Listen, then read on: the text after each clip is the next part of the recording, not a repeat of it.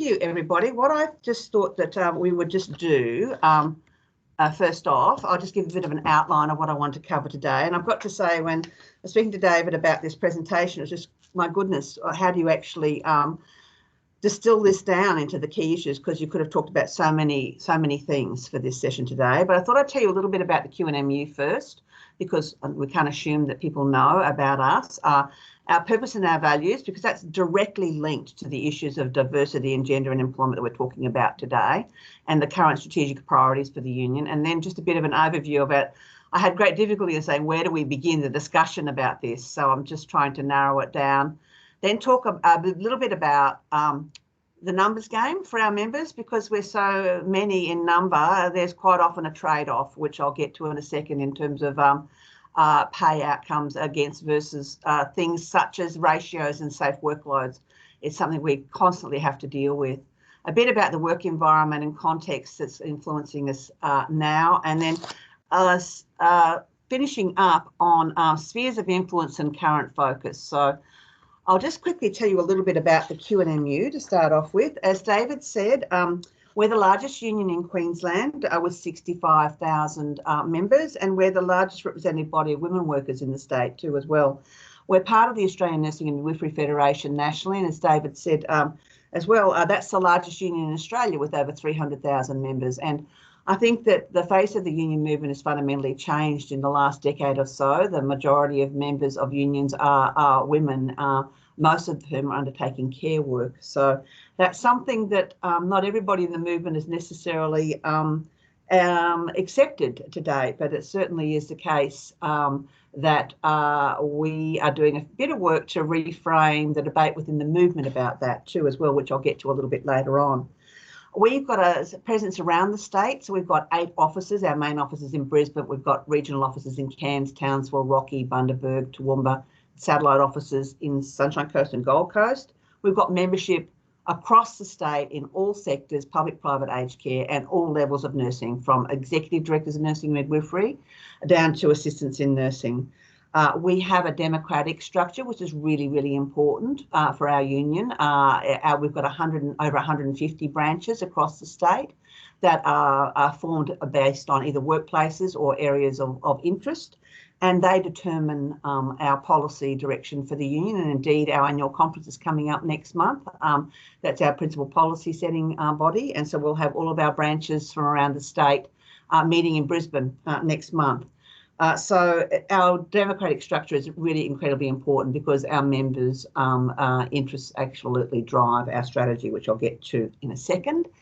We've got both industrial and professional objects, and for as long as I've worked at the union, we have felt very, very strongly that you cannot separate the industrial and the professional for nursing and midwifery. So if you look at workloads, for example, as an issue, that has both industrial and professional connotations and implications. And so it's impossible, I think, to unscramble the egg in terms of those two areas of interest for our members.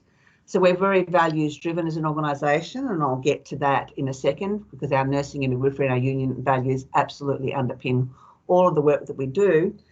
And just a little bit about the last 12 months or so. 2020 was actually the International Year of the Nurse and the Midwife. It was declared that by the World Health Organization. And unfortunately, I mean, we had a whole year of celebrations planned, but then along came COVID, and nurses and midwives around the world celebrated by doing, unfortunately, and we're still doing, and working very, very hard across the world to keep people safe in this unprecedented context. And I think we just want to acknowledge that in April, for the International Day of Mourning for Workers, we acknowledged that over 17,000 health workers around the world have died from COVID-19, and the majority of those are nurses. So even though it's quite often not appreciated as being dangerous work, I think that COVID puts into sharp relief the dangers inherent in the care work that our members do. Just a little bit about the QNMU's purpose and values. As I said, we're very, very much a values-driven organisation, but our purpose is to grow power, confidence and capacity to improve both the industrial and professional interests and well-being of nurses and midwives and the health of our community. So it's also, our focus is on the professional and industrial interests of our members, but also the output of their work, which is the health of our community. And when I get to the next slide, where our priorities at present as an organisation that has direct relevance to the issues of equity and diversity, you will see how that plays out in terms of the areas we're focusing on. Just underneath that, as I said, our nursing and midwifery and union values guide everything that we do. And we spent a lot of time really teasing these out, particularly under the Newman years in Queensland, when the Newman government was elected, and the whole union movement faced a sort of like a concerted attack, existential threat really. We went back and we absolutely focused on what it is that we believe in and the why of the work that we do. So we actually came up with a very detailed framework of our values, and that drives what we do. So I won't go through all of those, but our nursing and midwifery and our union values certainly do underpin all of the work of our union. In terms of our current strategic plan, we've got 4 areas of particular priority. And there's also business as usual work that we do, the regular industrial professional work that we just do as business as usual. But our 4 areas of particular focus for this plan are around growing our voice, winning good jobs, valuing what matters, and building community wellbeing. Now, they're not in any particular order on the screen, and I'll let you read about those. But I think that they're very, very important because a particularly important part of our strategy for our plan is about growing the voice of our members, and that's our transformational activism agenda, so that our members have much greater autonomy and control over their practice and their work environment. And I'll get a little bit later on, we've done some particular work around the positive practice environment, which goes directly to the workplace and the type of environment we're trying to create in the workplace for all of our members a little bit later on.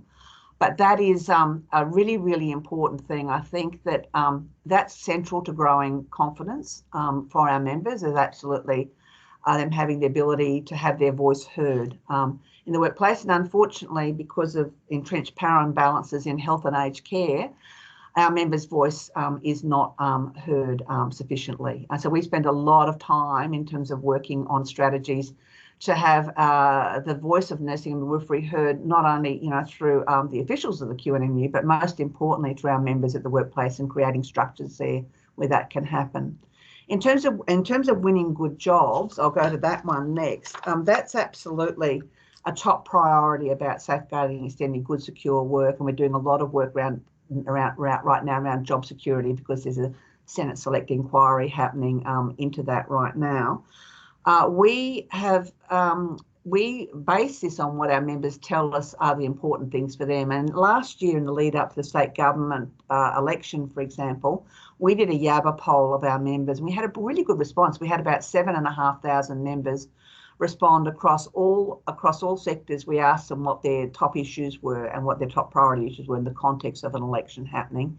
And it was consistent across every sector. There were 3 areas of focus. It was safe workloads, so pursuing minimum legislated nurse-to-patient ratios everywhere, job security, having really, really good, secure jobs, and safety at work, with a particular focus on addressing occupational violence.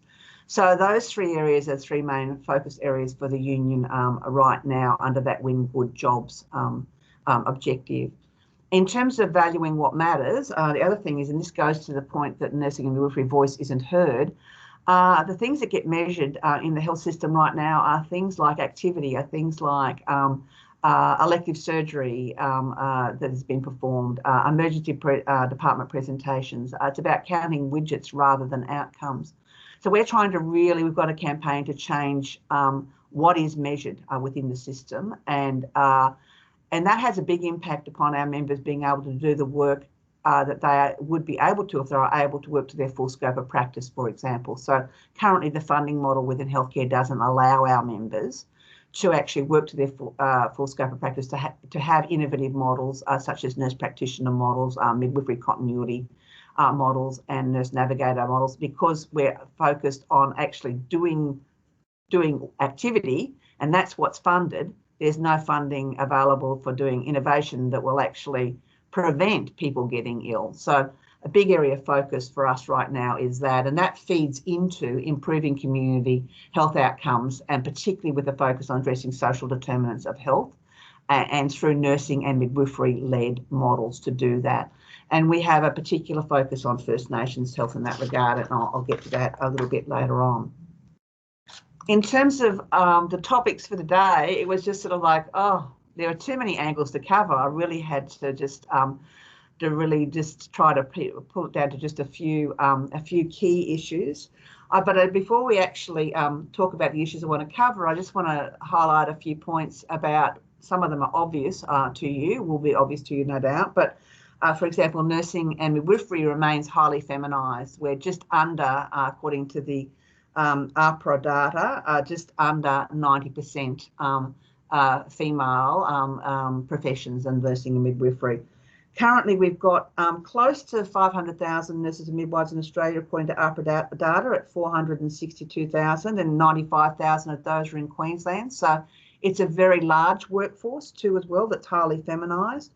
It is highly unionised compared to other workplaces. I mean, we're sitting at about 85% density, for example, in the public sector. It's less so in other sectors, but still much higher levels of unionisation than other workforces. But I've got to say, it's a constrained. The power of our members is constrained because of the nature of the work that we do. And I like to actually say it's really, really difficult for a nurse to walk away from a ventilator, for example, particularly a kid on a ventilator, but anybody who's on a ventilator. It's really, really hard for our members to take industrial action. And it's very rare for our members to take industrial action because of the nature of the work, the care work that they do, and how important it is to keeping other people well. The work of our members is very other focused. So that does constrain the bargaining power and there's a bit of a reluctance from our members to take action. But having said that, our comrades in New South Wales have just taken industrial action last week in pursuit of shift-by-shift ratios in New South Wales in 4 sites. A couple of sites walked out for 24 hours, leaving skeleton staffing, of course. But when it does get to that breaking point, our members certainly are willing to take power and we take action, and we've demonstrated that in the past. But it is constrained by the nature of the work that they do. And I've got to say, in terms of bargaining power, enterprise bargaining has not worked for us. And I remember when enterprise bargaining came in the early 1990s, we expressed concerns about that. Some of our other union comrades were much more interested in giving it a go. We were always very concerned about it and about the fact that it would not deliver for our members. It's a point that we reinforced in the 2007 pay equity review that Queensland did in 2007, and we continue to make that point that there's huge problems with bargaining for care workers, we think. So, and that largely goes to the point that care work is not understood or appropriately valued. That's a problem that we're facing now, for example, in sectors such as aged care, where you would see the Royal Commission into Aged Care that just reported a few months ago, absolutely highlighted that there was a problem there in terms of the work of workers in aged care not being understood or valued, and we're still working out how to deal with that. And if we've got time in the discussion later on, in terms of there's difference of opinions from the various unions who cover care workers in aged care in relation to that, but that is a very, very difficult space for us. I've already mentioned before, it's made more difficult by the fact that there are entrenched power imbalances in healthcare that we just have to put up front and centre. Our system is still very much medically dominated and we constantly fight to have our members being able to work to their full scope of practice. And it's an ongoing battle. We take 1 step forward, 2 steps back, and that's because a lot of our medical colleagues don't want to share power, and they don't want to advance new models of care that involve other health workers, be they nurses, midwives or allied health. Some of that's got to do with earning capacity. That's probably a discussion for another day. But that is a significant issue for our members. So even though, for example, we've got the highest number of nurse practitioners in Queensland of any other state or territory in Australia, we're still constantly fighting to make sure that they are able to work to their full scope and deliver health services that are not only high quality and safe, but also very sustainable for the healthcare system. And Yeah, that was actually pointed out. There was a recent review of the MBS in Australia where significantly the nurse practitioner work that was done by nurse practitioners about advancing their practice at the very last minute was overturned by our medical colleagues, and all of the recommendations made by that specialist group were overturned. So we're constantly fighting those entrenched power imbalances, and it can get incredibly depressing, I've got to say. But we won't give up. So the diversity challenges, I've got to say, are still with us in terms of underrepresented groups. When I first started as an organiser at the QNMU in the early 90s, there was, at that stage, there was a change of government with the Goss government coming in, and there was a particular focus on employment equity. And we had equal employment opportunity committees set up all over the place. I was on a central one. We did a lot of really great work at that time. We set a lot of targets, particularly around First Nations employment, but also for people with a disability and people from culturally and linguistically diverse backgrounds. Did a lot of made some fantastic headway then, but then it sort of like became mainstreamed really into practice in the public sector. And since that time, it's gone backwards. So the union movement, particularly, and I'll get to that a little bit later on in the presentation, are really, particularly women union leaders, are really keen on reclaiming that ground. And we're particularly interested in reclaiming ground and First Nations health, which I'll also get to in a minute. So just in terms of our membership, it really is a numbers game. And I've got to say, we're very big in number. And so we cost a lot. So whenever our bargaining comes up, and our bargaining is coming up, we'll be commencing bargaining in the public sector in October this year. It is always, because there's so many nurses employed by Queensland Health, it's around 35,000, 40,000 nurses, we cost a lot of money. And so generally we don't get too much more in terms of EB outcomes than the headline figure in terms of what the bargain is. And currently wages policy is 2.5% per annum. We'll see what happens when the government announces whether they're going to be amending that policy in the near future. We'll be first cab off the rank in terms of a major union bargaining. But it has been challenging. When I first started the union, we campaigned for a very, very, very long time for national rates of pay and conditions, and we achieved that, and we were all very excited, and then we only had it for a couple of years. So no matter where a nurse was employed around Australia, whether it was public sector, private hospitals, aged care, they were paid the same amount of money, and they had basically largely the same entitlements too as well. And then EB came along, and it's all just all over the place now in terms of the outcomes. The public sector still continues to set the pace, but there's a divergence of outcomes because of bargaining. We, from Queensland Health's perspective, I've been involved for my sins in every EB negotiation from EB1 to the current EB10.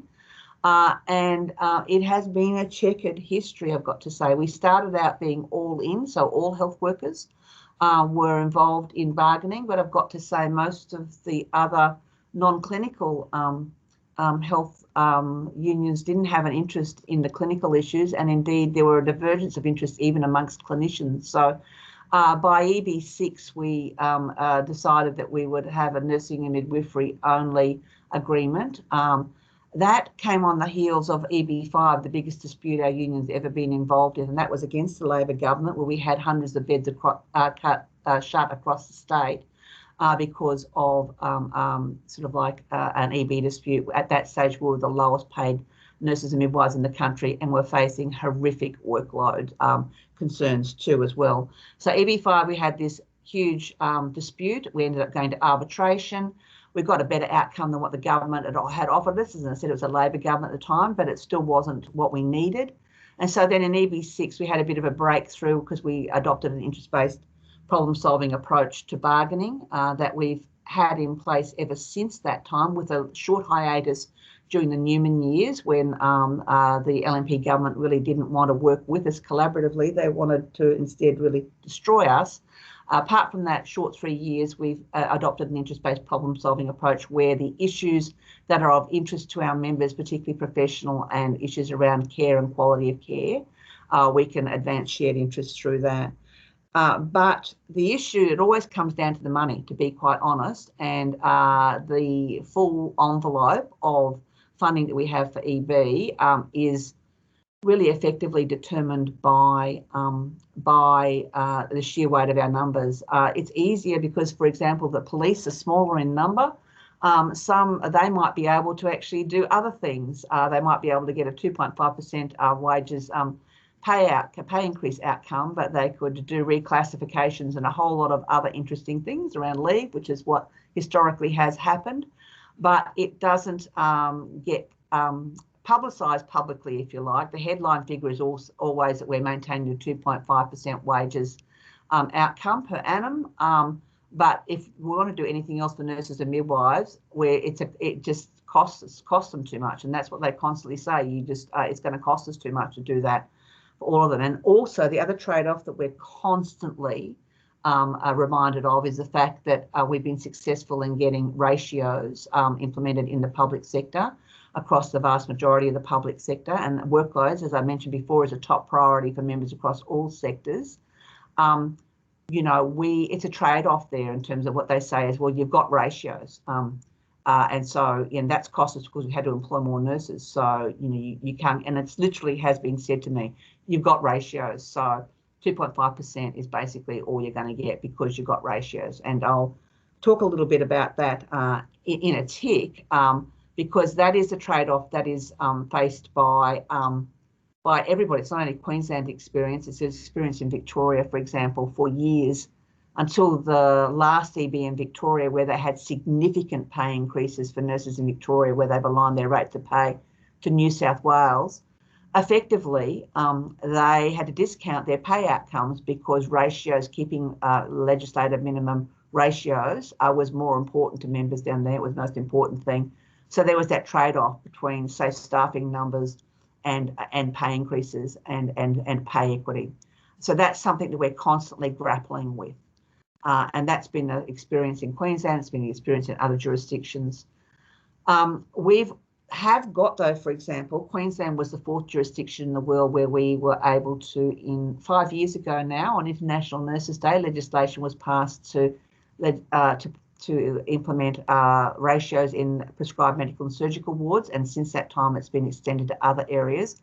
We've now had an evaluation done by University of Pennsylvania and QUT that was just released this week. It was in The Lancet, and I've sent the article for distribution if anyone's interested in having a look at it.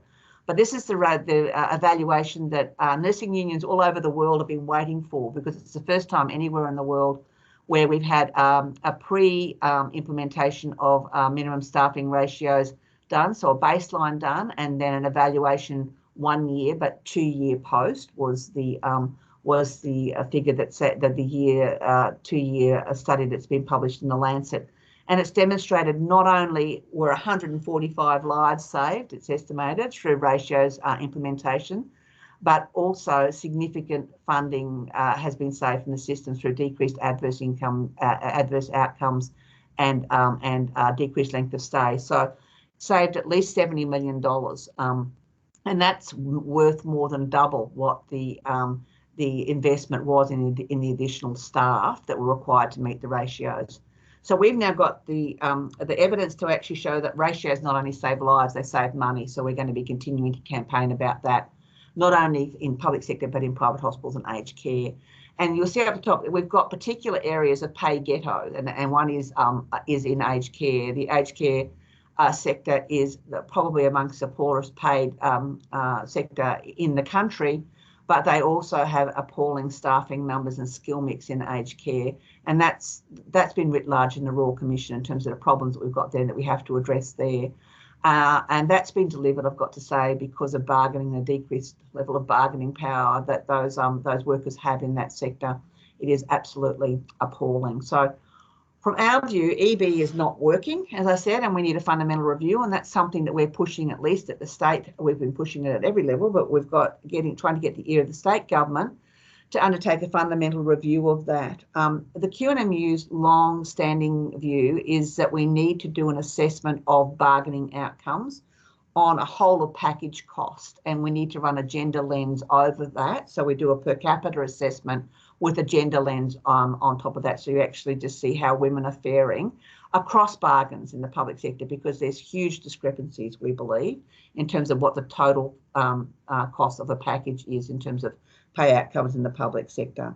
The other thing that we're calling upon is for the fact that there is, under the current Queensland legislation, a requirement to have a pay equity lens applied, but it's applied at the end of the bargaining. So you don't set up bargaining from the outset to have that pay equity lens taken from the outset to bargaining. So we're seeking to have that gender pay equity lens applied from the beginning, and not just to go through a ticker box exercise at the end of a bargain to see that it's met the requirements of the Act in a technical sense around gender pay equity requirements. So we think that they've got it all the wrong way around, actually, in regards to that. So we're pushing for that, and we're hopeful that a Special Commissioner for Gender and Diversity that's about to be appointed, hopefully soon, under the PSC and Queensland, the Public Service Commission, that position's been advertised. It will hopefully be filled soon, and we're hoping that that particular person will be able to drive a lot of these structural equity issues that we think need attention as a matter of urgency, and we're particularly keen to see that progress before we start bargaining in October. Just in terms of work environment, I think the work environment content and the context is really, really important for our members. So we've campaigned for many years. We started our Ratio Saves Lives campaign, which is now morphed into our Ratio Saves Lives and Money campaign. We started that campaign in 2015. And so 2014, actually, in the lead up to the state election. And at that time, nobody really thought there'd be a change of government. We got a commitment to implement ratios from the Palaszczuk opposition then, and then they formed minority government and were able to advance ratios at that time. But ratios alone are not enough. They're important to have the right number and skill mix, but what you also need is a positive practice environment for nursing and midwifery. And so as part of our third iteration of our Ratio Saves Lives and Money campaign in the lead up to last year's state election, and indeed we launched phase 3 in February last year, so it was just before COVID really hit.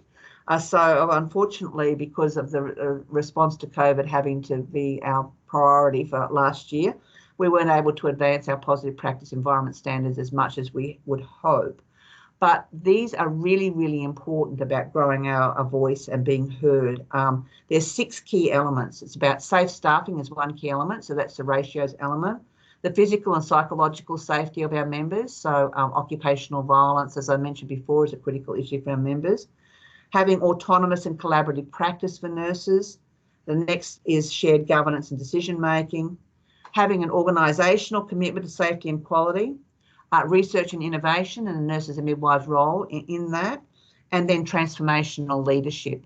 So all of these 6 key elements fit into our current campaigning around improving the work environment for our members no matter where they work. And we're really pleased that a number of hospital and health services across Queensland Health have endorsed these positive practice environment standards. So we're going to seek to have a more structural support for this through EB11 as well.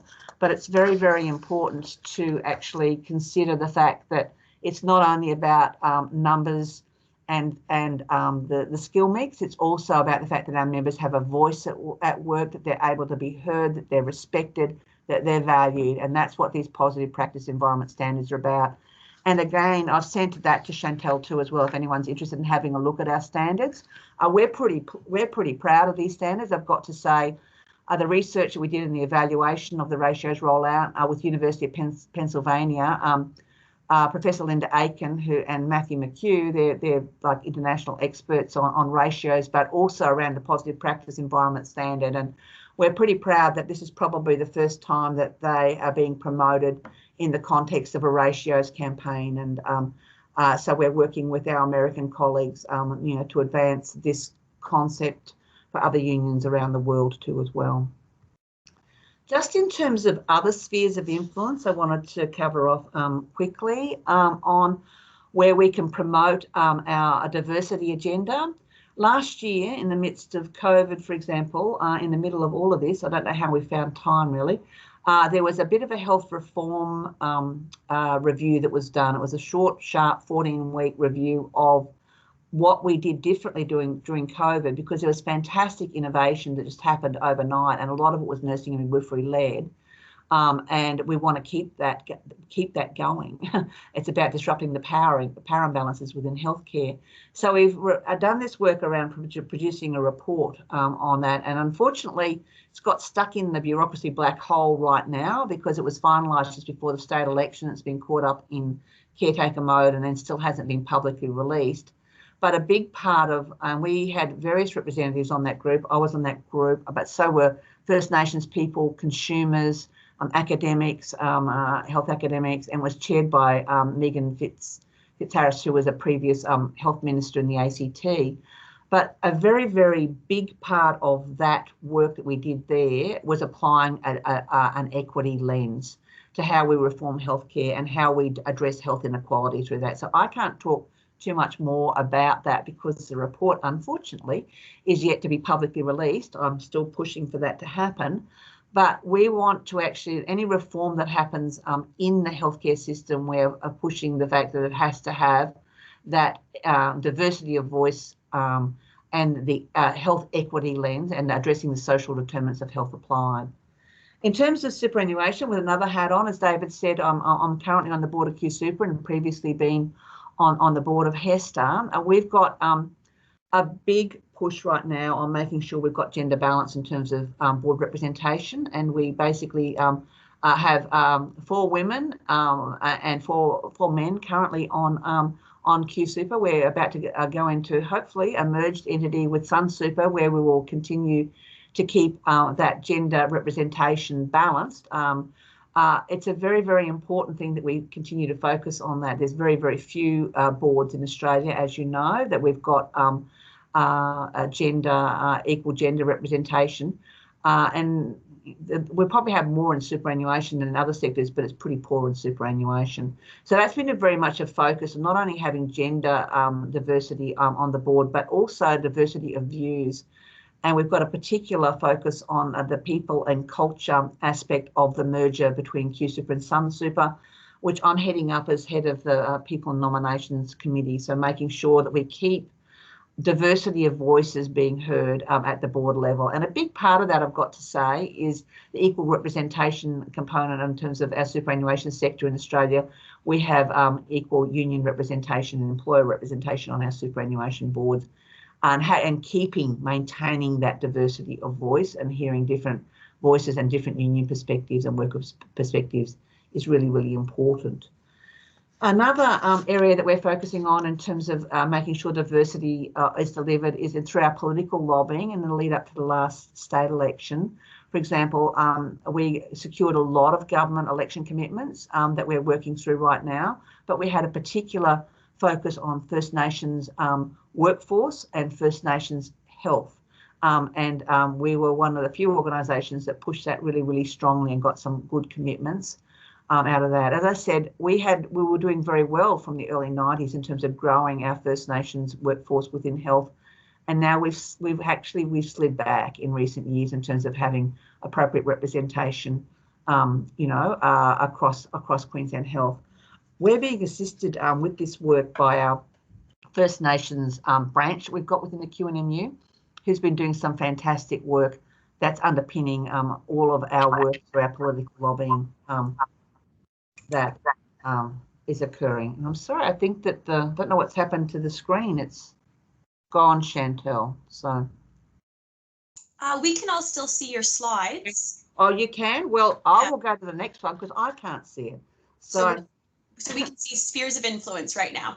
Okay, so and then spheres of influence then. So last one is interest-based problem-solving methodology. We're really, really pushing that as a union, as I mentioned, since EB6 in Queensland Health. That's the methodology that we use, and we're trying to advance that in other sectors and in other areas of our work too as well. So we focus on shared interests and advancing that. So advancing those and trying to partner with particularly consumer groups, but also First Nations groups and other people who are underrepresented and disadvantaged, we partner with them on shared interests. We find we're much stronger if we work together. Now, Chantel, I can't see whether I'm advancing this. So has that now gone to a photo with Labor Day 2021? No, it's still on spheres of influence. Okay. Let's see. How's that? Has that gone now? Yep. That's great. Now. So sorry, there's some technological problems with my computer today. I'm sorry about that. You're doing great, Beth. So I just wanted to actually just highlight, this is a photo from Labor Day 2021. We had a media conference there because these are some women leaders within the Queensland Union movement. We're just a bit concerned about women's voice not being heard right now. So we had a bit of a media conference about that because there were some announcements that were made in the lead up to Labor Day about 5-year review of the IR Act and having a particular focus on sexual harassment at work and addressing those issues. But there's other issues that we need addressed from a gender perspective. So that's from left to right. That's Kate Slanders from Together Union, the Assistant Secretary, and Sharon from UWU. And then we've got Jenny Thomas from the Services Union, myself, and then Kate Rudderman, who was recently elected Secretary of the Queensland Teachers Union. And a couple of other women leaders who weren't able to be there for that event. But we felt that it was really, really important that we make a public statement about this. I've got to say, in recent times, I think we've gone backwards in terms of gender representation within the union movement. Like currently right now within Queensland for QCU affiliated unions, we've only got 21% of union secretaries are women, and in leadership positions, that includes assistant secretaries and presidents and like, we're standing at 37.5%. So we've got a way to go within our movement about what we do about equal gender representation. On our management committee at QCU, that's equal representation, but we've got much more to do as a movement, and the QCU and the ACTU are doing a fair bit of work from a policy and structural perspective in terms of making sure that's addressed. For example, the ACTU Congress that is coming up in a few months' time, we're making sure we've got equal representation at that event. But on Labor Day, we issued a bit of a 5-point plan, if you like, that we wanted to see the government address as part of the IR review that's about to kick off within Queensland. And these 5 areas of focus that we wanted to highlight on Labor Day were putting women at the centre of the COVID-19 response, and this means providing adequate funding for essential services like health and education, community services, NDIS, childcare, aged care, child protection, and the like, and ensuring that there's enough frontline staff to provide the care that all Australians need. So that's the first area of focus. Then taking real action on workplace sexual harassment, and that's including implementing all the recommendations of the Respect at Work campaign, which calls for stronger powers for Sex Discrimination Commissioner to investigate, new regulations under the Work Health and Safety laws, and changes to the Fair Work Act. So we're seeking those changes. Prioritising women's safety, and that's by providing workers with paid domestic family and violence leave and the national employment standards, addressing the issues of occupational violence, which too many workers are dealing with on a daily basis. And this is absolutely endemic in healthcare. The level of occupational violence is appalling and totally unacceptable. Addressing systemic economic disadvantages, and this is the big one for us where bargaining comes into us. They continue to disproportionately affect working women, such as gender pay inequality, lower superannuation at retirement, and flaws in the enterprise bargaining system, which I've already touched on. And then the last point I think is really important. It's about creating structural reform, because structures and processes matter. And that's about ensuring that women's issues are seen, heard and acted upon, and that we had the processes to be able to do that. So women union leaders kicked that off on Labor Day, and we're going to be continuing to advance that through the review of the Industrial Relations Act that's happening in Queensland right now. And then just lastly, before we hand over to any questions or discussions, that's really proud to say that last week, the 2021 Queensland Reconciliation Awards, our First Nations branch won joint winners in the business category for the work that our branch has been doing to actually advance First Nations health and to close disadvantage for First Nations people. And so the representatives there as our two chairs of our First Nations brand, Anthony and Nicole, with Minister Craig Crawford, and Cy Hodgman, who's our First Nations Strategy, Policy and Research Officer. So as a union, we're doing a lot very structurally to actually make sure that we're taking real action to address First Nations disadvantage. So I just wanted to close on that photo and that bit of good news from last week. So that's it from me. A bit of a very wide-ranging discussion. I'm sorry about that. There was a lot to cover.